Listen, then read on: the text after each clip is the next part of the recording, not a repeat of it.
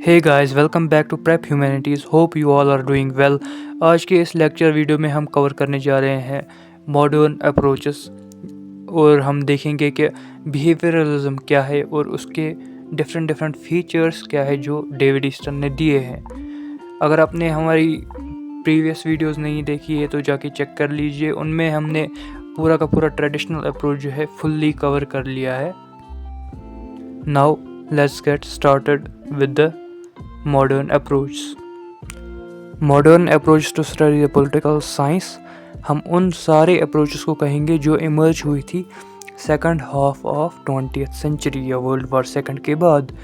These are fact based approaches کیونکہ political philosophers جو ہے وہ اسٹڈی کرتے ہیں پولیٹیکل ایونٹس کو فیکچولی اور کوشش کرتے ہیں کہ سائنٹیفک اور ڈیفینٹ کنکلوژنس پہ وہ آ سکے. Modern approaches believe in interdisciplinary study.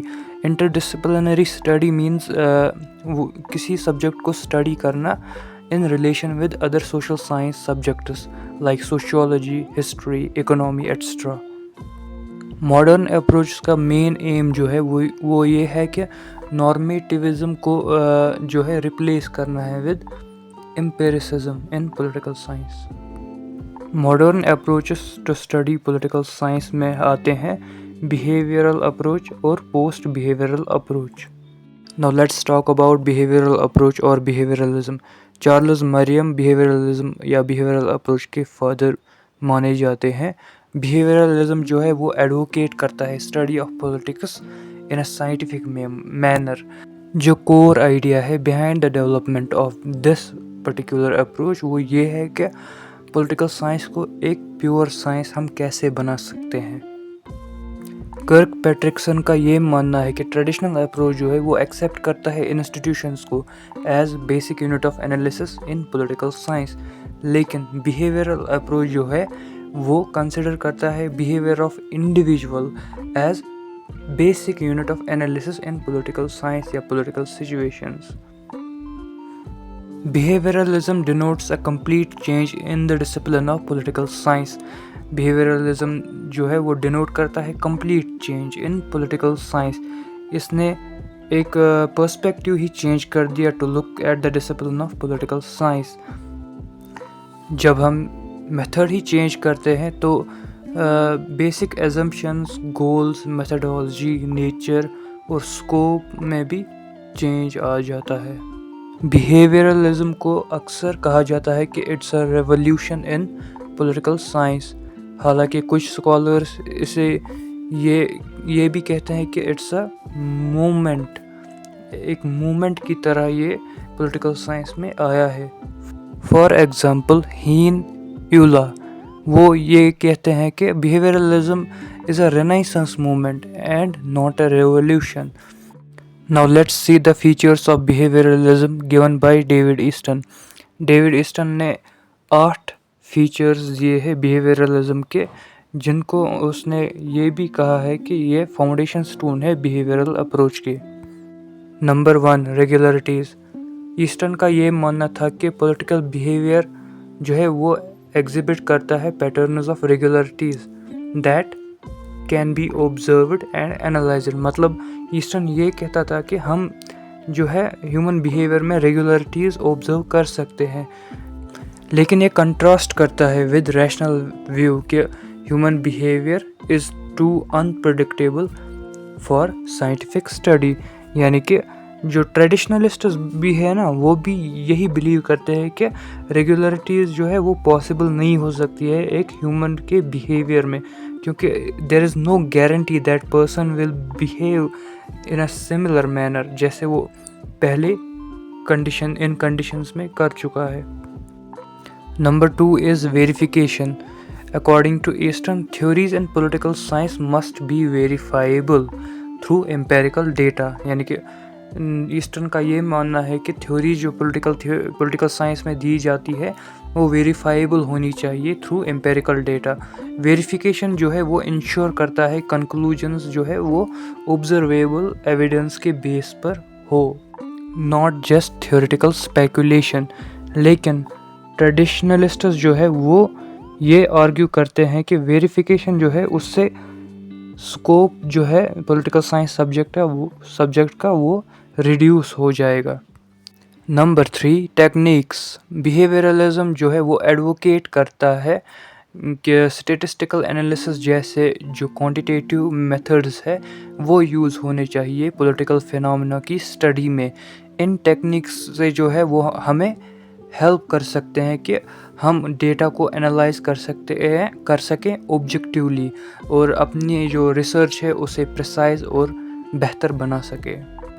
लेकिन ट्रेडिशनलिस्ट्स ने क्रिटिसाइज़ करते हुए आर्ग्यू किया है कि पॉलिटिकल साइंस जो है उसमें बहुत ही लिमिटेड एरिया है रिसर्च का जहाँ पर हम क्वांटिटेटिव टेक्निक्स का यूज़ कर सकते हैं।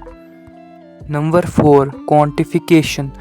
According to David Easton, behaviourism जो है वो एम्फेसाइज करता है कि पॉलिटिकल डेटा को रिप्रेजेंट किया जाए न्यूमेरिकल फॉर्म में या क्वांटिटेटिव डेटा में फॉर बेटर प्रिसिशन, जिससे जो पॉलिटिकल डेटा है या पॉलिटिकल फिनोमेना है वो मेजर और कंपेयर किया जा सके इजीली विद अदर या डिफरेंट पॉलिटिकल फिनोमेनास।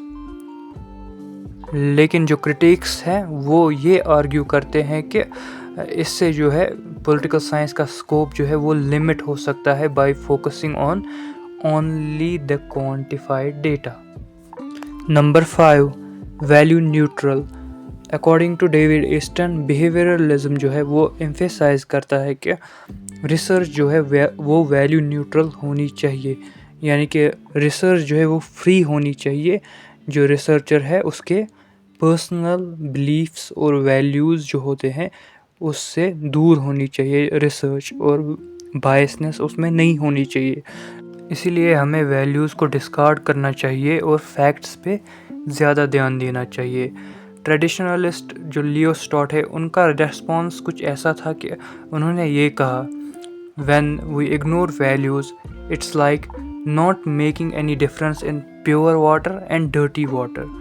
यानी कि जब हम वैल्यूज़ को इग्नोर करते हैं ये वैसा ही हुआ कि जैसे हम प्योर वाटर और डर्टी वाटर में कोई फ़र्क ही नहीं जानते।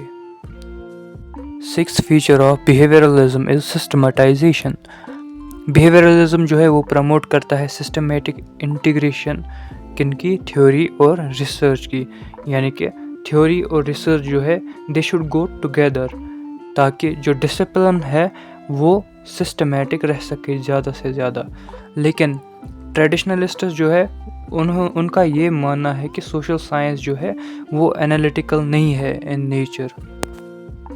7th feature of behaviourism is integration. Behaviourism जो है वो रिकॉग्नाइज करता है कि पॉलिटिकल बिहेवियर जो है वो इन्फ्लुएंस्ड होता है various factors of society. For example such as जो कल्चर होता है उससे भी इन्फ्लुएंस्ड होता है, इकोनॉमी से भी, सोशल स्ट्रक्चर से भी। इसलिए जो बिहेवियरलिज्म है वो इनकरेज करता है integration of political science with other disciplines for more comprehensive analysis. और पॉलिटिकल इवेंट्स भी जो है वो भी इन्हीं फैक्टर्स से जो है शेप होता है। इसलिए ये बहुत गलत होगा कि अगर हम पॉलिटिकल साइंस को सेपरेट करेंगे बाकी डिसिप्लिन से। The 8th and the last feature of the behavioralism is pure science. Behavioralism का जो है अल्टीमेट एम है और जो सबसे बड़ी एस्पिरेशन जिसे हम कहेंगे वो ये है कि पॉलिटिकल साइंस को एक प्योर साइंस बनाए। अगर ये 7 फीचर्स जो थे बिहेवियरलिज्म के उनको अडॉप्ट कर लिया जाए तो पॉलिटिकल साइंस जो है डेफिनेटली एक प्योर साइंस बन सकती है। ट्रेडिशनलिस्ट्स जो है ऑन द अदर हैंड वो आर्ग्यू करते हैं कि बिहेवियरलिज्म कुछ भी नहीं है, ये सिर्फ एक मैड प्रेज है साइंटिसिज्म का। यानी कि ये पागलपंती है किसकी ओर, साइंटिसिज्म की ओर। बिहेवियरलिज्म ने बहुत हद तक चेंज किया है पॉलिटिकल साइंस डिसिप्लिन को, और इसमें जो अप्रोचेस और मेथड्स यूज़ होते थे वो भी बहुत हद तक चेंज हो चुके हैं। Different political scholars different methods use करते हैं। सो आज के लिए इतना ही। उम्मीद है आपको हमारा ये वीडियो पसंद आया होगा। अगर पसंद आया हो तो लाइक, शेयर एंड सब्सक्राइब करना ना भूलिएगा। और अगले लेक्चर में हम बिहेवियरलिज्म के बाद पोस्ट बिहेवियरलिज्म कवर करेंगे। So thank you for watching.